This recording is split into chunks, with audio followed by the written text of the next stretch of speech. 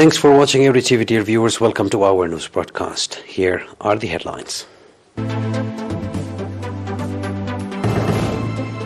Preparations to conduct cervical cancer vaccination program in Baruntu. Calls for strong efforts to improve students' results in national examinations, also in Baruntu. Heavy rain leaves Cairo streets flooded. Syria reports Israeli air attacks on targets in Damascus area.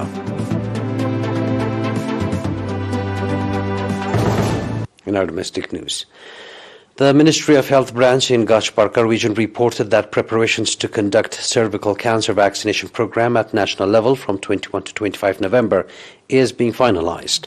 The office made the comment at meetings conducted in Baruntu, Tasane and Agordat with administrators of subzones and other partners. Speaking at the meetings, Mr. Mohammed Said Nuruddin, head of Community and Family Health, said that vaccination will be provided to girls aged from 9 to 15. Mr. Mohammed also said that about 78,000 are expected to take the vaccination from 625 centers, indicating that unprotected sex is one of the main causes for the disease. Mr. Mohammed Said said the vaccination has 95% capacity of controlling the prevalence of the disease, pointing out that cervical cancer is fourth killer at global level and second at African level. Mr. Mohammed said that worldwide, from 560,000 cervical cancer victims, 275 of them lose their lives. Mr. Mohammed also called on the public and partners to play due part in the successful implementation of the program. Mr. Franco Kubaba, Director General of Social Service in Gashbarka region, on his part, expressed readiness of the regional administration to play due part for the successful implementation of the vaccination program.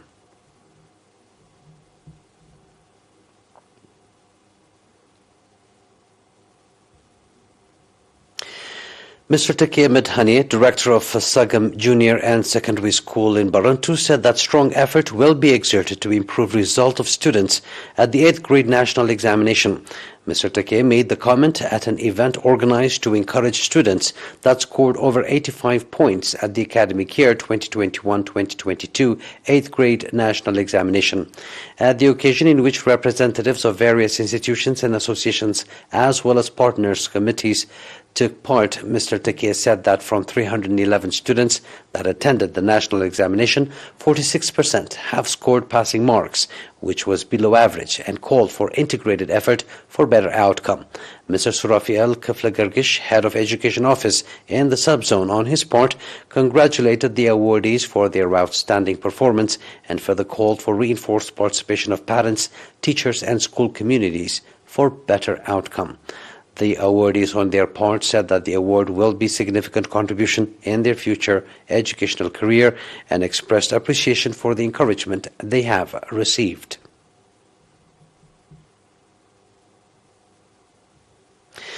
The Ministry of Labour and Social Welfare branch in Adraya subzone extended school material to 128 disadvantaged students on 20th October, indicating that the beneficiaries were identified by the administrative areas in the subzone. Ms. Medhanit Girmai, head of the branch office, said that the objective of the support is the objective of the support to the disadvantaged students was to enable them follow their education undeterred by lack of school materials. Ms. Medhanit also called on the students to concentrate on their education and become competitive students, and parents to conduct regular follow-ups on the performance of their children. The parents on their part commended the support extended to their children and further expressed readiness to follow their children's performance in school. That was our domestic news. Please stay tuned for the international right after the short break.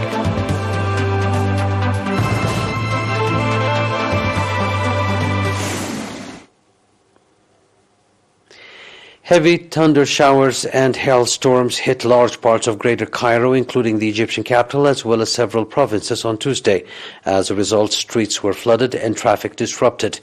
The rain comes at a time when densely populated capital is used to more than 200 days of sunshine a year. The Egyptian Meteorological Authority, EMA, issued a warning of unstable weather conditions nationwide, according to local media. State media Ahram cited the Egyptian Ministry of Irrigation, which said it was ready to deal with the heavy rain. The number of weather, climate and water-related disasters increased by a factor of 5 over the past 50 years. A recent multi-agency report revealed sub-Saharan Africa has been particularly affected. Countries including South Sudan, Chad, Cameroon, and Nigeria are experiencing worst floods in decades. Israeli airstrikes have hit targets in the vicinity of the Syrian capital Damascus, marking the third such attack in a week, Syrian state media reported. The Syrian military said Israeli missiles were fired in the early hours this morning at sites near Damascus and that air defenses had confronted the missile aggression and downed most of them. There were no casualties reported. The attack follows similar airstrikes last Friday and a rare daytime air attack on Monday, which wounded a soldier, according to the Syrian army. The attack on Friday was the first such reported raid since September of 2017, when Syria's defense ministry said missile strikes on Damascus International Airport and nearby military posts south of the capital killed 5 soldiers. Israel, which does not comment on such attacks, has carried out hundreds of strikes on targets inside government-controlled parts of Syria in recent years, but rarely acknowledges or discusses the operations. Israel claims it has targeted bases of Iran-allied fighters in Syrian groups. Tehran has sent thousands of fighters to support Syrian President Bashar al-Assad's forces. Please stay tuned now for a recap of tonight's headlines. Preparations to conduct cervical cancer vaccination program in Barentu. Calls for strong efforts to improve students' result in national examination also in Barentu. Heavy rain leaves Cairo streets flooded.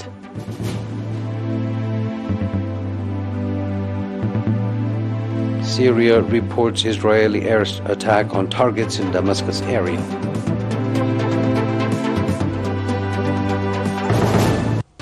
And that was our news. It is good night from us.